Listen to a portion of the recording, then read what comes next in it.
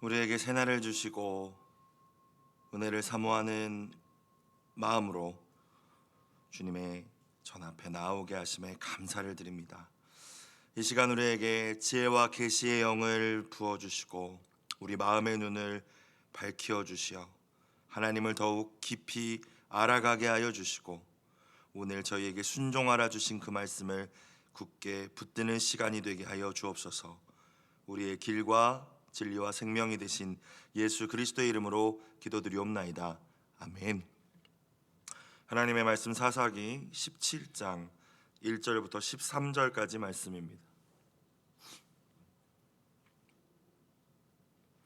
사사기 17장 1절부터 13절까지 말씀.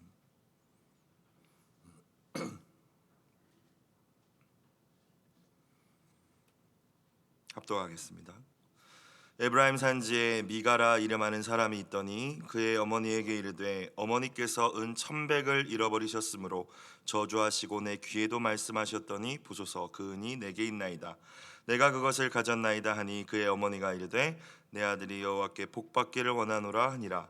미가가 은 1,100을 그의 어머니에게 도로 주매 그의 어머니가 이르되 내가 내 아들을 위하여 한 신상을 새기며 한 신상을 부어 만들기 위해 내 손에서 이 은을 여호와께 거룩히 드리노라. 그러므로 내가 이제 이 은을 너에게 도로 주리라. 미가가 그 은을 그의 어머니에게 도로 주었으므로 어머니가 그 은 200을 가져다 은장색에게 주어 한 신상을 새기고 한 신상을 부어 만들었더니 그 신상이 미가의 집에 있더라. 그 사람 미가에게 신당이 있으므로 그가 에봇과 드라빔을 만들고 한 아들을 세워 그의 제사장으로 삼았더라. 그때에는 이스라엘에 왕이 없었으므로 사람마다 자기 소견에 오른 대로 행하였더라. 유다 가족에 속한 유다 베들레헴에 한 청년이 있었으니 그는 레위인으로서 거기서 거류하였더라. 그 사람이 거주할 곳을 찾고자 하여 그 성읍 유다 베들레헴을 떠나가다가 에브라임 산지로 가서 미가의 집에 이르매 미가가 그에게 묻되 너는 어디서부터 오느냐 하니 그가 이르되 나는 유다 베들레헴의 레위인으로서 거류할 곳을 찾으러 가노라 하는지라. 미가가 그에게 이르되 네가 나와 함께 거주하며 나를 위하여 아버지와 제사장이 되라. 내가 해마다 은 열과 의복 한 벌과 먹을 것을 주리라 하므로 그 레위인이 들어갔더라. 그 레위인이 그 사람과 함께 거주하기를 만족하게 생각했으니 이는 그 청년이 미가의 아들 중 하나같이 됨이라. 미가가 그 레위인을 거룩하게 구별하매 그 청년이 미가의 제사장이 되어 그 집에 있었더라. 이에 미가가 이르되 레위인이 내 제사장이 되었으니 이제 여호와께서 내게 복 주실 줄을 아노라 하니라. 아멘. 16장까지 사사 삼손의 이야기를 끝으로 계속 이어져 오던 사사들의 스토리는 마무리되고 오늘 말씀인 사사기 17장부터 21장까지의 내용은 사사 시대 초기를 배경으로 이 이스라엘이 종교적 또 윤리적으로 얼마나 혼란스러웠고 또 얼마나 타락한 모습이었는지를 보여주는 말씀입니다. 시간상으로 16장에서 이어지는 말씀이 아니라 사사시대 초기의 타락상을 보여주고 있는 부록과 같은 말씀이라고 이해하시면 될 것 같습니다. 오늘 말씀을 보면 에브라임 지파 미가라는 한 사람의 그 가정의 이야기로 시작되고 있음을 우리는 볼 수 있습니다. 평범한 하나의 가정이 얼마나 영적으로 혼란스럽고 타락했는지를 보여줌으로써 이스라엘 전체가 정말 얼마나 심각한 상황이었는지를 우리에게 이야기해주고 있는 것입니다. 1절 말씀을 다시 보겠습니다. 에브라임 산지에 미가라 이름하는 사람이 있더니 이 미가라는 이름의 뜻이 누가 여호와와 같으리요라는 뜻이라고 해요. 즉 하나님만이 유일하신 하나님이십니다라는 신앙의 고백이 들어있는 이름입니다. 그런데 오늘 말씀을 보니까 전혀 이름처럼 살아가고 있지 못한 모습을 볼 수 있죠. 역설적으로 전혀 다른 삶을 살고 있습니다. 하나님만이 유일하신 하나님이십니다. 누가 하나님과 같은 분이십니까? 그런 이름을 가진, 그런 고백을 가진 사람인데 하나님만 섬기는 것이 아니라 정말 아주 괴상망측한 어떤 생활, 삶과 신앙의 모습을 오늘 보여주고 있죠. 말이 신앙이 아니라는 것을 우리는 다시 한번 깨달을 수 있습니다. 2절로 계속 봅시다. 그의 어머니에게 이르되 어머니께서 은 1,100을 잃어버리셨으므로 저주하시고 내 귀에도 말씀하셨더니 보소서 그 은이 내게 있나이다. 내가 그것을 가졌나이다 하니 그의 어머니가 이르되 내 아들이 여호와께 복받기를 원하노라 하니라. 자, 이거 지금 무슨 이야기가 진행되고 있습니까? 미가가 어머니의 돈을 훔쳤다라는 것이죠. 은 1,100이라고 나오는데 이것은 이제 이전 말씀에서 삼손을 잡기 위해 블레셋의 방백들이 들릴라에게 약속한 금액이기도 하고, 또 오늘 말씀 10절에 가서 보니까 레위인과 연봉에 대해서 협상을 할 때 1년에 은 10씩 10씩 줄이라, 이런 이야기들을 통해서 봤을 때 이 은 1,100이라는 금액은 어마어마한 금액이라는 것을 우리가 일단 알 수 있습니다. 아마 미가 어머니의 전 재산일 수도 있을 것 같아요. 그래서 나름 이 집안이 부유하고 풍요로운 가정이었다라는 것을 우리는 알 수 있죠. 그런데 그런 물질적 풍요가 결코 행복을 가져다 주지 않는다는 것까지도 우리는 알 수 있습니다. 잠언 28장 24절을 보면요, 부모의 물건을 도둑질하고서도 죄가 아니라 하는 자는 멸망받게 하는 자의 동륜이라 라는 말씀이 있어요. 지금 미가가 어머니의 그 어마어마한 돈을 가져가 놓고 지금까지 이제 모른 척 했었던 것이죠. 이름은 하나님만이 유일하신 분이십니다. 그런 이름을 가지고 있는 자의 신앙과 인격의 수준이 이러했다라는 것을 보여주고 있는 것입니다. 물질적인 탐욕에 눈이 먼 시대적인 상황을 보여주는 것이죠. 자, 그런데 미가의 어머니가 아들이 가져갔다라는 것을 몰랐던 것 같아요. 그래서 누군가 돈을 훔친 것이라고 생각하고 아마 저주를 내뱉었던 것 같습니다. 아유, 그 돈 가져간 사람 죽어버려라, 저주를 받아라, 막 계속 이렇게 이 저주를 내뱉었던 것 같아요. 근데 그 저주를 미가가 듣게 된 것이죠. 그래서 저주를 받을까봐, 또 재미있는 것은 그 복과 저주에 대해서 굉장히 예민하다라는 거예요. 신앙이 온전하지 않은데 이 복과 저주에 대해서는 엄청 예민합니다. 그래서 저주 받을까봐 2절 말씀을 보시면 그 저주 받을까봐 두려워서 어머니에게 그 돈을 돌려드리죠. 제가 가져갔습니다. 진짜 회개가 아니라 이 복과 저주에 민감하게 반응했기 때문에 나오는 태도죠. 그런데 더 놀라운 것은 그렇게 이제 훔쳐갔던 돈을 가져온 그 자신의 아들 미가에게 어머니의 태도입니다. 어떠한 책망이나 훈계 없이 복을 빌어줍니다. 아마 어머니의 마음에 어머니 역시 그런 신앙이 있었던 것 같죠. 자신이 저주했는데 그 저주가 아들에게 정말 그대로 임할까 두려웠던 것입니다. 무엇을 보여줍니까? 기준도 없고 또 하나님의 말씀도 없고 맹목적으로 자식을 우상처럼 숭배하는 모습을 보여줍니다. 비단 이 시대만의 모습이 아니라 이 사사시대 혼란스러웠을 때 무엇이든 우상으로 삼으려 했던 이 시대의 모습이라는 것이죠. 물질만이 아니라 이 어머니의 모습을 보면 하나님의 말씀을 따라서 훈계하고 함께 회개하고 이런 모습이 아니라 뭐라고 이야기해요? 2절 마지막 줄에 보니까 그러면 너 복 받아라, 하나님 이 아들에게 복 주세요 라고 이야기하죠. 어머니 역시 그저 이 복에 민감하고 저주에 민감한 걸 볼 수 있습니다. 하나님이 아니라 하나님이 주시는 그 복과 저주에만 민감한 것이죠. 이 어머니의 태도가 미가의 태도로 그대로 이어졌던 것입니다. 3절 말씀, 미가가 은 1,100을 그의 어머니에게 도로주매 그의 어머니가 이르되 내가 내 아들을 위하여 한 신상을 새기며 한 신상을 부어 만들기 위해 내 손에서 이 은을 여호와께 거룩히 드리노라. 그러므로 내가 이제 이 은을 너에게 도로주리라. 2절에서 내 아들이 하나님께 복받기를 원한다라고 이야기했는데 3절에 가서는 도대체 이 어머니가 뭘 믿는 것인지 모르는 모습을 보여주고 있습니다. 하나님께 복을 받기 원한다. 또 3절 후반부에 가니까 이 은을 하나님께 여호와께 거룩히 드린다라고 이야기했는데 앞부분을 보세요. 뭐라고 또 이야기합니까? 내 아들을 위하여서 신상을 만들겠다, 우상 만들겠다라는 것이죠. 그곳에 이 은을 사용하겠다.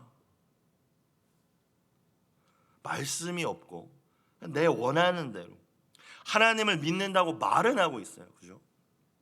내가 성도라고 이야기는 하고 있어요. 내가 목사라고 말은 하고 있는데 진짜 하나님을 제대로 말씀대로 하나님이 원하시는 방식대로 예배하고 섬기는 모습이, 또 삶의 모습이 전혀 없습니다. 혼합주의적인 모습이고 세속화된 모습이라고 볼 수 있죠. 내가 하나님을 위하여, 하나님의 기쁨을 위하여, 하나님의 영광을 위하여 작은 내가 부족하지만 무엇을 위하여 살아야 할까? 여러분, 이 고민을 하는 것이 하나님 앞에서 우리의 바른 태도인 줄로 믿습니다.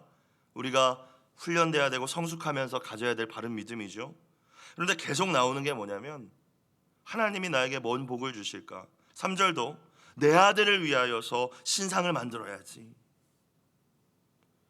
하나님이 나를 위해서, 내 아들을 위해서, 내 자식을 위해서 뭘 좀 해주실까? 그냥 그거에만 관심이 있는 모습이라는 거예요. 그 하나님이 어떤 하나님인 건 관심이 없습니다. 우상의 모습이던 다른 것과 함께 섬기던 관심이 없는 것이죠.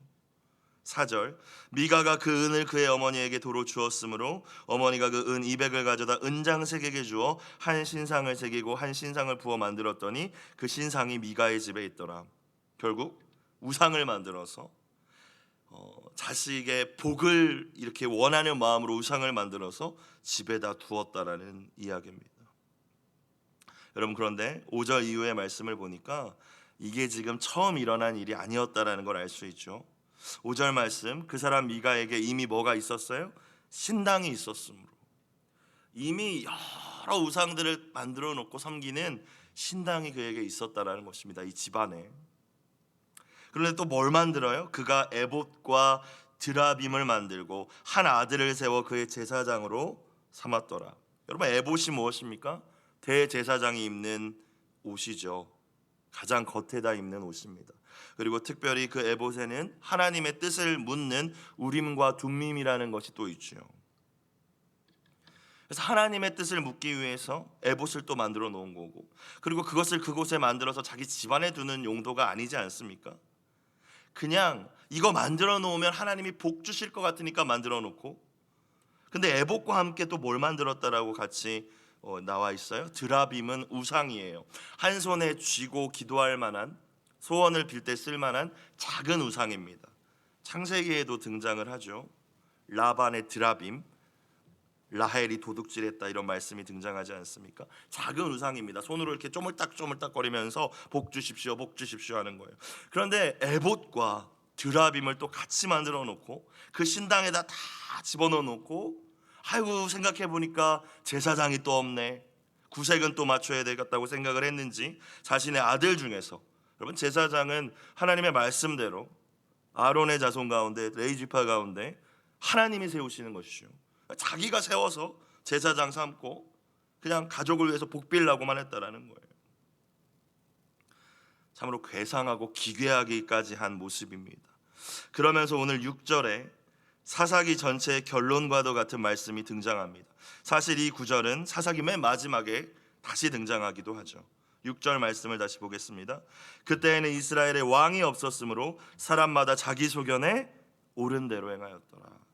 지금 이 괴상한 혼합주의적이고 정말 영적으로 혼미하고 타락해서, 이게 도대체 하나님을 섬긴다는 말은 있는데 전혀 삶도 없고 제대로 하나님을 예배하는 모습도 없고 정말 속된 말로 지멋대로 하는 이런 행태가 나오는 근본적인 이유가 뭐냐? 이스라엘에 왕이 없었기 때문이다라고 이야기하고 있어요.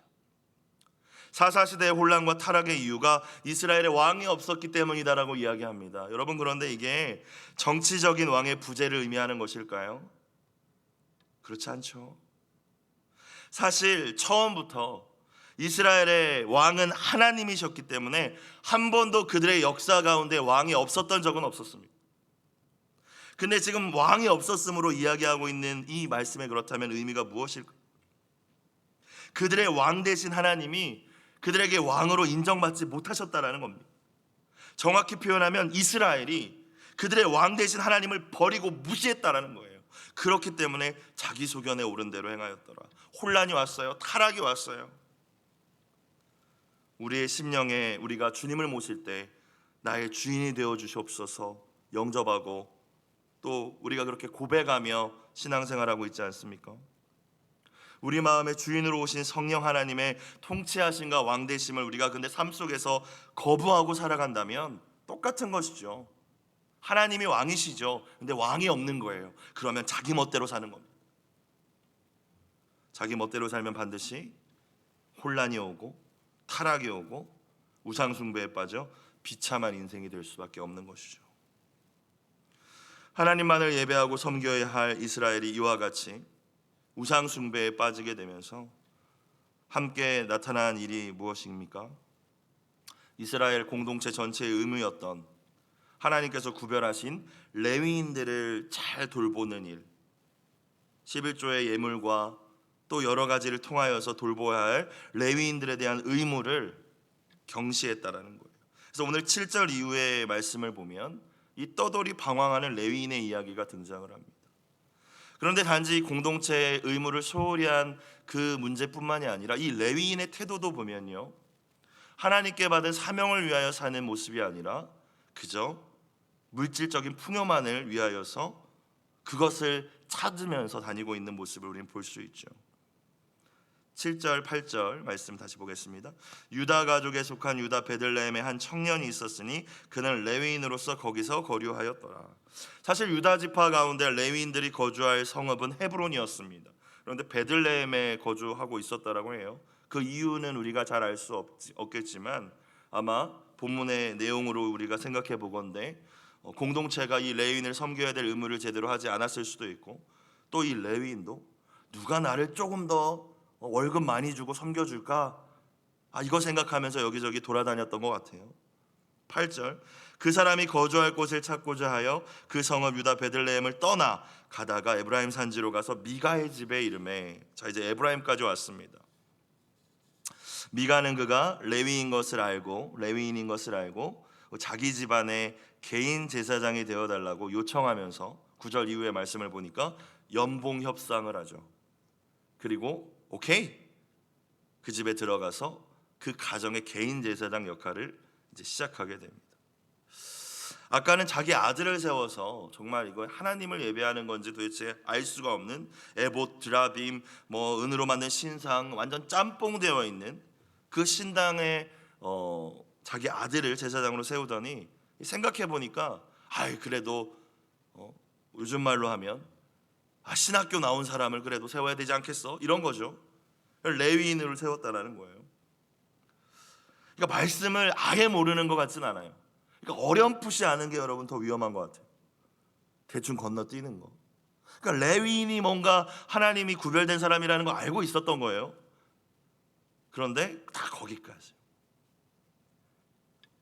9절 이후의 말씀을 다시 봅시다. 미가가 그에게 묻되 너는 어디서부터 오느냐 하니 그가 이르되 나는 유다 베들레헴의 레위인으로서 거류할 곳을 찾으러 가노라 하는지라. 미가가 그에게 이르되 네가 나와 함께 거주하며, 또 나옵니다, 나를 위하여 아버지와 제사장이 되라. 영적인 인도자가 되라는 뜻이겠죠. 내가 해마다 은 열과 의복 한 벌과 먹을 것을 주리라 하므로 그 레위인이 들어갔더라. 11절 그 레위인이 그 사람과 함께 거주하기를 만족하게 생각했으니 이는 그 청년이 미가의 아들들 중 하나같이 됨이라. 미가가 그 레위인을 거룩하게 구별하매 그 청년이 미가의 제사장이 되어 그 집에 있었더라. 이에 미가가 이르되 레위인이 내 제사장이 되었으니 이제 여호와께서 내게 복 주실 줄을 아노라 하니라. 여러분, 미가는 이 모든 일들을 하면서 하나님께서 자신에게 복을 주실 것이라고 믿고 있습니다. 하나님의 이름을 표현했다고, 또 하나님의 어떤 구별하신 그 레위인을 자기 집에 제사장으로 세웠다고, 그러니까 말씀을 떠나서 자기 멋대로 하면서 하나님이 나에게 복을 주실 것이다. 무지하고 말도 안 되는 생각이죠. 자기 뜻대로 하나님이 임명하실 수 있는 그 제사장을 임명하고 그 제사장을 그저 자기 집안의 복을 빌기 위한 수단으로 삼고, 또 이 레위인의 모습은 자기 사명을 잃어버리고 돈 준다고 하니까, 풍요로운 삶을 약속해 주니까 종교 장사꾼으로 전락해버린 모습을 보여주고 있어요. 어디 하나 성한 곳이 없는 모습을 보여주고 있어요. 미가는 이 레위 청년을 영적인 아버지가 되어달라고 요청하면서 자기 집에 들였지만 11절 말씀을 보니까 들어가서 안락하게 따뜻하게 풍요롭게 살면서 그것을 만족하면서 어떻게 됐어요? 이 레위인이 미가의 아들 중 하나같이 됨이라. 영적으로 이 가정을 이끌어가야 할 어떤 그 사명을 가지고 들어간 게 아니라 그냥 그냥 따뜻하고 배부르고 좋구나, 어떤 영향력도 행사할 수 없다라는 것이죠. 이 레위 청년이 생활에 있어서는 안정되고 풍요로운 삶을 누릴 수 있었을지 모르겠지만 그가 하나님께 드리는 제사장의 직무 온전히 감당한다는 것은 불가능했겠죠. 어느 때보다도 모든 것이 넘쳐나고 있는 이 풍요의 시대를 살아가는 한 명의 목회자로서 나는 지금 목사로서 무엇을 만족하게 생각하고 있는가, 저 자신을 돌아보는 말씀이었던 것 같습니다. 오늘 본문에 나타나는 이스라엘의 타락상, 혼란상은 미가라는 한 사람의 가정에만 나타났던 특수한 상황이 아니라 오히려 평범한 한 가정의 모습이 이랬다는 것은 모두가 그렇게 타락하고 혼미한 상황이었다라는 것을 보여주고 있는 거예요. 사사시대 이스라엘에서 나타나고 있던 그냥 일반적인 모습이었다라는 것입니다. 하나님의 백성 이스라엘이 하나님만 섬긴 것이 아니라 하나님도 우상과 함께 섬기면서 하나님을 그저 자신의 복을 빌어주기 위한 우상으로 전락시킨 모습이죠. 여러분, 그런데 이 말씀이 성경에 기록되어 있고 오늘도 이 아침 우리에게 주신다는 것은 우리의 모습일 수 있다라는 것을 말씀하시는 것이지 않겠습니까? 입술로 주여 주여 하고 찬양도 하고 형식을 갖춘 예배도 드리고 있지만 이 미가의 모습이 이건 너무 기괴한 거 아니야 라고 우리는 이야기하지만 우리의 모습일 수 있다라는 거예요. 입술로 주여 주여 고백은 하지만 실제 정말로 하나님이 왕이 되셔서 우리의 삶 전체를 통치하시기를 원하지 않는 것이죠. 부담스러워하는 겁니다. 하나님, 이 부분은 내 맘대로 할게요. 하나님, 자식 결혼 문제는 좀 제 맘대로 할게요. 하나님, 요거 투자하는 문제는 좀 제 맘대로 할게요. 하나님, 제가 목회자로서 제가 어떻게 사역을 어떻게 하는 건 제 맘대로 할게요. 이거죠.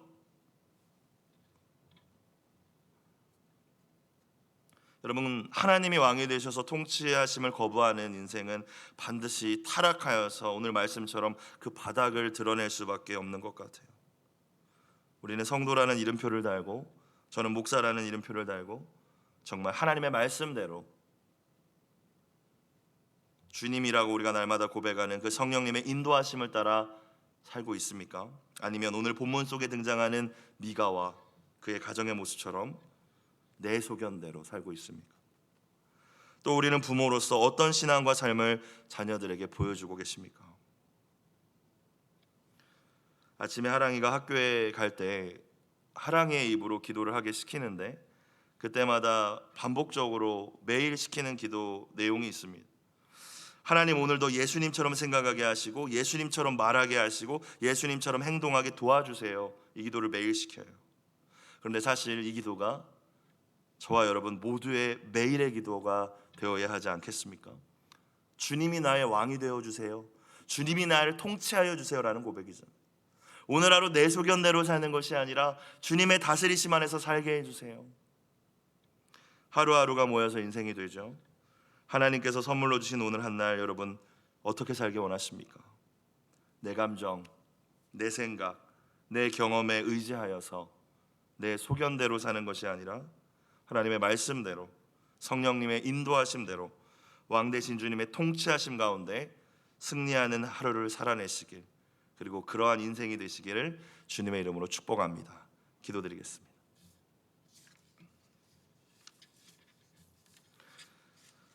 사랑의 주님, 사사시대의 혼미한 모습이 오늘을 살아가는 우리의 모습임을 깨닫습니다.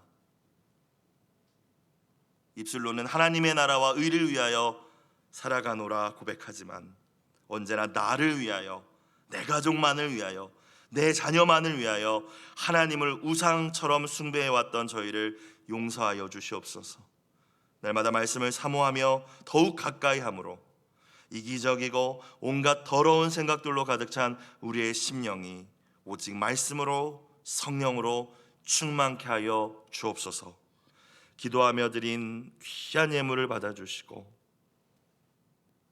하나님께서 선하게 응답하여 주옵소서. 모든 말씀 예수님의 이름으로 기도드리옵나이다. 아멘.